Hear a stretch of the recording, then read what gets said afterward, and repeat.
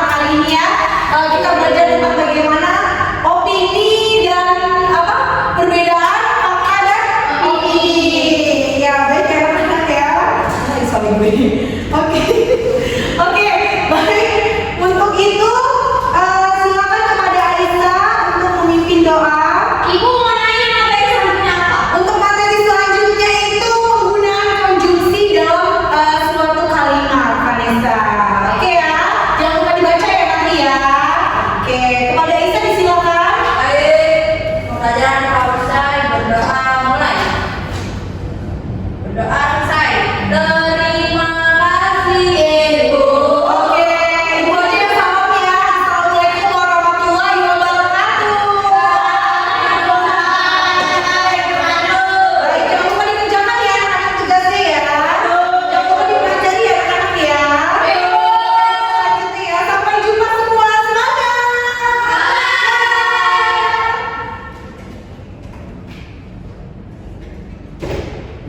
Assalamualaikum warahmatullahi wabarakatuh. Saya Aisyah Tia Salsabila dengan NPM 231304149 bertindak sebagai observer lisan untuk saudara Aisyah Farina Salsabila pada pukul 13.00 waktu Indonesia Barat di gedung C FKIP Universitas Lampung. Yang pertama, prinsip pengelolaan kelas. Hangat dan antusias. Guru membuka pelajaran dengan salam, senyum, dan percakapan ringan terkait kebiasaan membaca berita. Guru juga memuji siswa yang hadir lengkap dan memberi respon yang ramah seperti hebat, luar biasa. Suasana awal kelas yang sangat indah dan cerah, rapi, bersih, dan terdapat vas bunga yang menghiasi meja. Guru menunjukkan kehangatan dan antusias. Kemudian B, tantangan. Guru memberikan pertanyaan asesepsi tentang perbedaan fakta dan opini dalam berita. Siswa ditantang berpikir dengan pertanyaan seperti, pernah nggak kalian bingung membedakan fakta dan opini? Guru lalu memberikan latihan berbasis gerakan tangan kanan dan kiri, menstimulasi fokus dan tantangan intelektual. Kemudian yang C, bervariasi. Aktivitas pembelajaran sangat bervariasi seperti tanya jawab, penjelasan konsep, membaca contoh, latihan angkat tangan, diskusi mini, dan refleksi. Media yang digunakan mencakup PPT, papan tulis, dan contoh kalimat sehingga memberikan rangsangan visual dan kinestetik. Kemudian D, keluasan. Guru aktif bergerak ke berbagai sisi kelas untuk memastikan semua siswa fokus. Ketika ada siswa yang kurang aktif, guru mendekat dan memberi kesempatan menjawab dengan cara yang tidak mengintimidasi. Guru juga fleksibel memberi contoh tambahan ketika siswa membutuhkan penjelasan lebih. Yang E, penanaman diri disiplin. Guru menetapkan aturan kelas dengan jelas, mendengarkan saat guru berbicara, mengangkat tangan saat menjawab, dan mengikuti instruksi pada latihan. Guru juga memberi kesempatan berbicara serta bergilir dan konsisten untuk menjaga ketertiban tanpa nada tinggi. Dan yang kedua, pengelolaan penataan ruang kelas.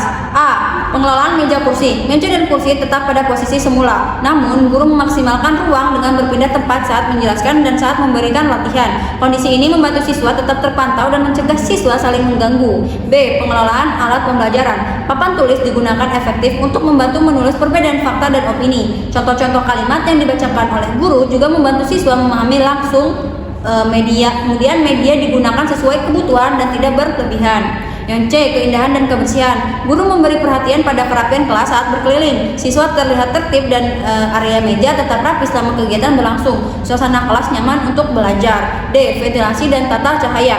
Cahaya dan ventilasi cukup memadai sehingga siswa dapat membaca contoh kalimat dengan jelas. Guru sesekali mengatur posisi berdiri agar tidak menghalangi cahaya atau papan tulis. 3. Tindakan pengelolaan kelas. A, preventif atau mencegah gangguan atau kebosanan. Sikap tanggap dan perhatian. Guru aktif memberi pujian, memantau setiap bagian kelas, serta menjaga kontak mata dengan siswa. Perhatian guru yang merata mencegah timbulnya gangguan atau siswa yang mengobrol sendiri. Kemudian memberi perhatian pada waktu yang bersamaan. Guru mampu mengajak seluruh kelas fokus pada instruksi yang jelas seperti perhatikan ya, ciri fakta itu objektif. Nah, semua siswa diarahkan pada satu kegiatan yang sama. Kemudian merumuskan perhatian kelompok pada tugas. Latihan angkat tangan kanan kiri membuat siswa lebih fokus dan melibatkan seluruh kelas secara aktif. Instruksi diberikan secara jelas sehingga siswa tidak bingung. Kemudian petunjuk yang jelas. Instruksi guru selalu spesifik seperti angkat tangan kanan jika fakta, kiri jika opini. Sebutkan contoh fakta, perhatikan tabel. Nah, kejelasan ini membantu pelajaran berjalan dengan lancar. Kemudian menegur tingkah laku yang mengganggu. Guru tidak melakukan teguran keras tapi melakukan pendekatan lembut dengan mendekatkan secara fisik kepada siswa yang mulai tidak fokus. Cara ini efektif menjaga kelas tetap kondusif. Kemudian B, represif atau menangani dan memperbaiki perilaku, perubahan tingkah laku. Jika ada siswa yang kurang berpartisipasi, guru mendekat dan mengajaknya menjawab pertanyaan. Tidak ada teguran negatif, suasana kelas tetap positif dan suportif. Kemudian memecahkan masalah kelas. Tidak tampak gangguan besar selama pembelajaran. Variasi kegiatan dan sikap komunikatif guru menjadi solusi alami untuk mencegah kejenuhan dan menjaga motivasi siswa. Sekian dari saya, terima kasih. Wassalamualaikum warahmatullahi wabarakatuh. Assalamualaikum warahmatullahi wabarakatuh. Saya Aryana ini dengan NPM 231304119 bertindak sebagai peserta didik dalam kegiatan pembelajaran yang dirancang oleh calon guru Aisyah Farina Salsabila. Seberapa banyak respon Anda dalam diskusi? Cukup. Apakah menurut Anda komentar anggota kelompok relevan? Kadang-kadang. Apakah menurut Anda ada anggota yang berbicara terlalu banyak? Ada beberapa. Apakah Anda mempunyai waktu untuk berpikir setelah guru mengajukan pertanyaan atau teman Anda berbicara? Selalu. Apakah benda-benda yang diperlihatkan guru menyebabkan Anda ingin berbicara? Selalu. Apakah Anda menganggap guru tertarik pada apa yang Anda bicarakan? Selalu. Selama diskusi, apakah Anda mengemukakan ide baru? Iya. Bila guru mengajukan pertanyaan, apakah pertanyaan tersebut cukup jelas bagi Anda? Selalu. Bila seseorang memberikan jawaban atau komentar yang salah, maka guru Meminta pendapat anggota lain. apakah tujuan diskusi itu cukup jelas bagi Anda? Iya. Sekian dari saya. Terima kasih. Wassalamualaikum warahmatullahi wabarakatuh.